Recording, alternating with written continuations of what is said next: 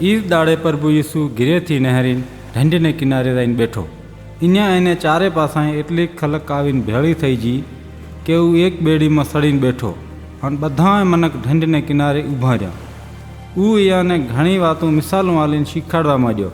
एणे कीधुं के एक हाड़ी बीज छटवा जो।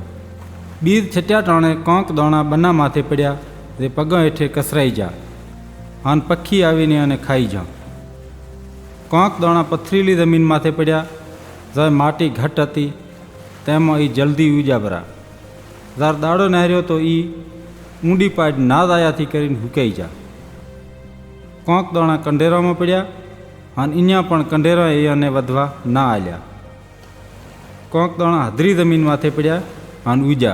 कोई करेड़ा में 100 दाणा नहर्या, कोई में 60, कोई में वरे 30। समझ्यावाड़ा समझी ले। पछे प्रभु यीशुए कीधुं के ध्यान थी सांभळो, बीज छट्यावाळानी मिसालनो मतलब आ छे। जार कोई ईश्वरनी बादशाहीनी वातों सांभळे तो छे पण समजता नथी तो ई बनाना जमशे ज्यां दाणा पड्या पण शैतान आवीने एना मनमांथी ई वातो काढी लई जाय छे। जार कोई ईश्वरनी वातों सांभळे छे अने जल्दी थी एने पोताना मन में राखे छे तो एवी पथरीली जमीन ना जमशे ज्यां दाणा पड्या पण पाड्यूं ऊंडियूं ना जाया थी करीने एनो विश्वास थोड़ो दाड़ोनो होय छे। जार ए माथे दुख या तकलीफ आवे छे तारू जल्दी थी फरी जाय छे। जार कोई ईश्वरनी वातों सांभळे छे पण ए माथे हेडतुं नथी तो कंडेरा ना जमशे जेमां दाणा पड्या पण जगतनी गणती अने धननी लालच ई वातोने दबावी नाखे छे अने एमां कोई फल नहीं लागतुं।